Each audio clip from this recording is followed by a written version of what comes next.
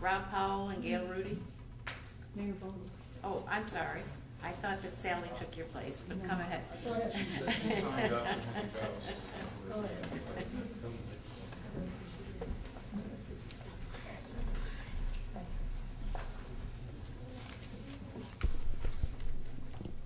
I have to admit I wasn't prepared to speak like a lot of folks, but I've heard some pretty amazing things. And right off the bat, I'd like to say that our representative and senator are doing a wonderful job. I've had the opportunity to go up to Raleigh many times in the last 3 months on behalf of a lot of groups in Chatham County and the region, where they drag me up and say, would you come up there and talk to the legislatures? Would you get around the halls?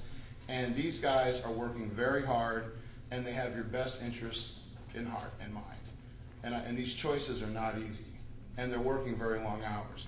I was up there the other day at a meeting, and I happened to stumble upon one of these tea bag parties, and I feel like this is part of the problem, is we need to communicate better with each other. I went out to listen to these folks, and they have the right of free assembly, and they have the right of free speech, which is guaranteed to all of us, but the message seems detached from reality, in that these protesters are driving on roads that are publicly planned and funded, on roads, on highways that have directions with signs that are publicly funded, whether it's the municipality or DOT, and they're getting to places to gather in a public commons, in a place surrounded by our legislature and all these buildings paid for by our ancestors and our predecessors and people today.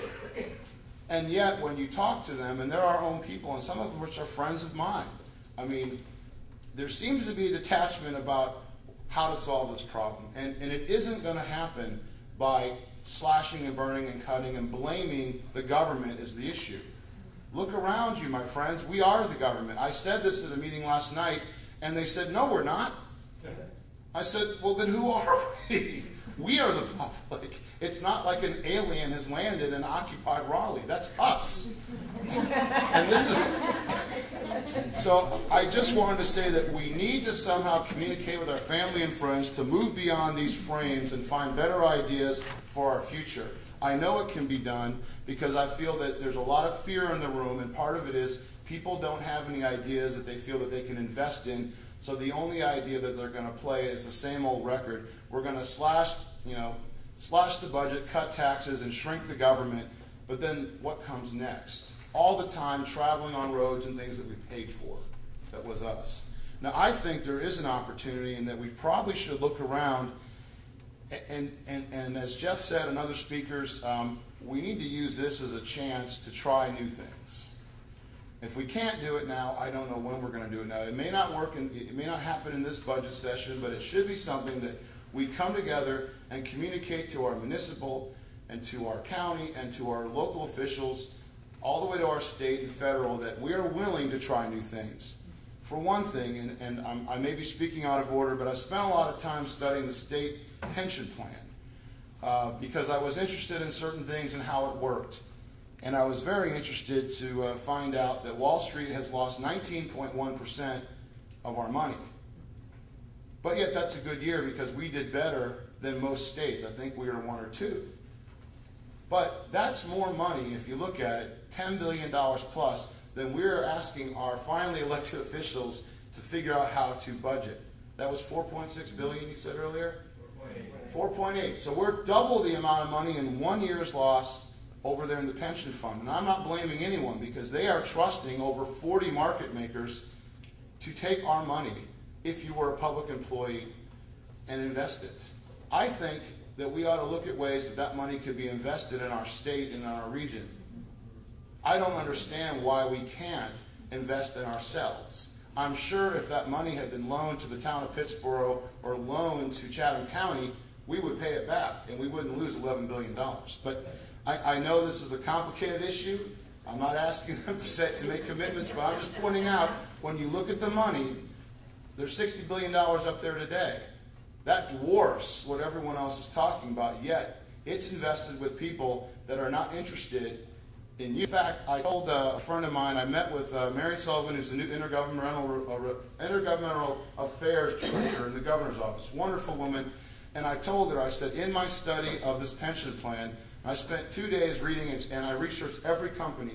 I said, were you aware that we actually funded companies that invested in companies that took jobs from North Carolina and shipped them somewhere else?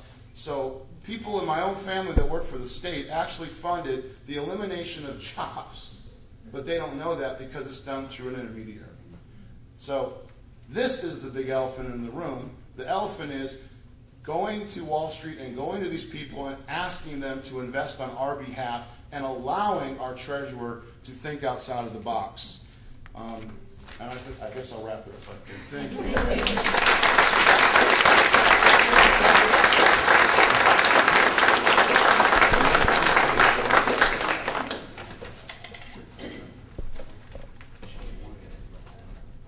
Hi, my name is Rob Powell, and I am the new prevention coordinator for Family Violence and Rape Crisis Services. Mayor Voller mentioned a lot of fear in the room, and I think that might all be from me, because could I have picked a worse time to graduate college and start working for a nonprofit? Wow, the timing on that. But I did want to mention and just affirm what a lot of people have said about the long term and working in prevention and really believing in prevention. And prevention takes being committed to working diligently in the faith that things will get better. So it's really inspiring for me to hear so many people in this community say that they care about that and say that they want that. And I think that's really exciting. And to see that commitment, even in saying you can raise my taxes, that's what we need. We need that commitment to preventing the problems that will happen if we just cut now and just think about saving ourselves, because we'll be hurting ourselves. Now, I'm young and things are pretty tight, but you are, of course, welcome to cut my parents' taxes. I'm going to raise my parents' taxes as long as I say okay, as I got a trip to the beach coming up soon. So, but no, it's really wonderful to be a young person in this community with so many people committed to preventing problems in the future by really sticking it out right now and being willing for things to be tough for them individually right now. So thank you all for that.